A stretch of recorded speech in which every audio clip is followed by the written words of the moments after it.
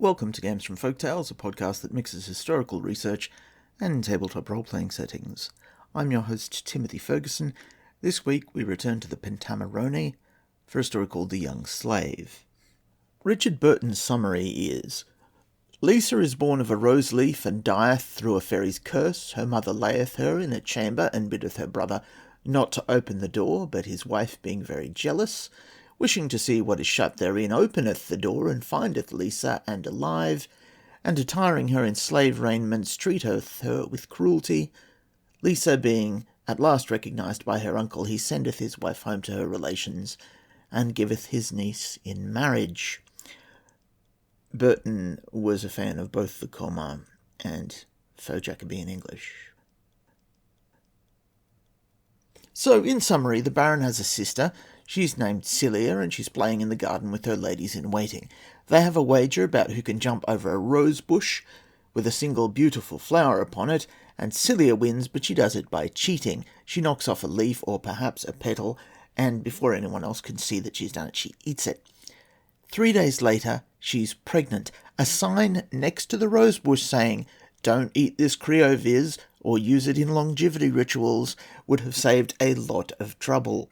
She goes to the fairies for help, and, in my personal canon, they were responsible for the rosebush.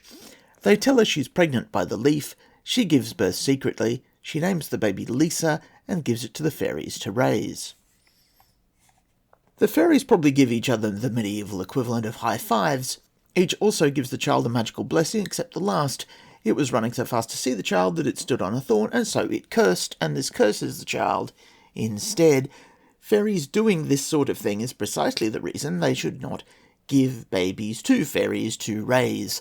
The curse is that Lisa will die when she is 7, when her mother would accidentally stick a comb into her head while combing the child's hair.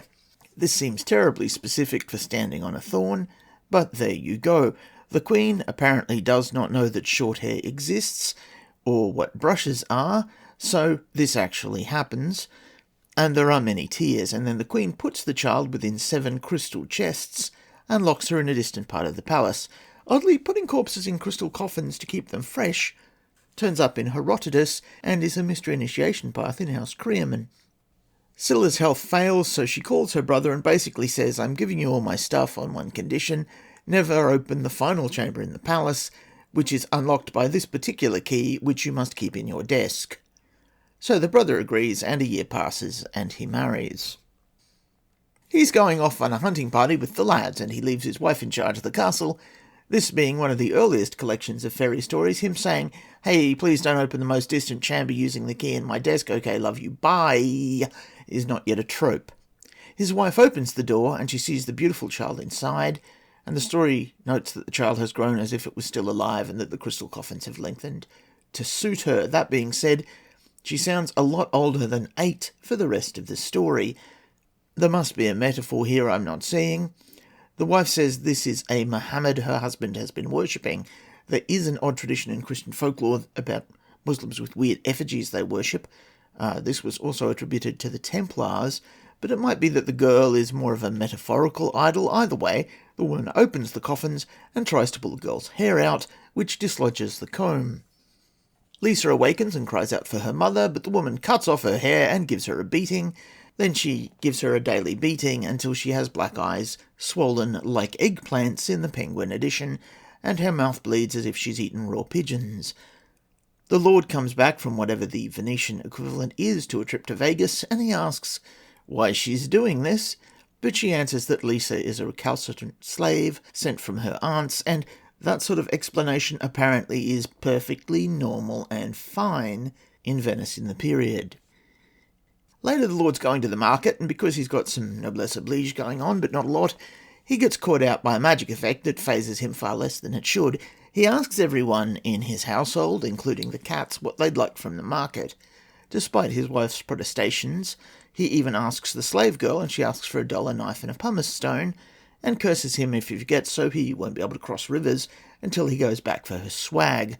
He forgets, and the river floods, throwing up boulders and trees, and it generally terrifies him until he makes good the mistake. In some versions of the story, he does this 3 times, once for each gift, but not in the version we're working with. When he gets home, strangely, he doesn't go, "How did you make the river flood? That's just weird." Anywho, Lisa goes to the kitchen and she cries out her life story to the doll, and when the doll doesn't answer, she picks up the knife, sharpens it on the pumice stone, and tells the doll that unless it answers, she's going to stab herself. The doll tells her that it's not deaf, presumably because the fairies freak out when their toy is about to opt out of the game permanently, and she does this for several days, until the Baron, who's wandering past to put up some portraits, overhears her, realises what's gone down, and sends her to the house of a relative to recuperate.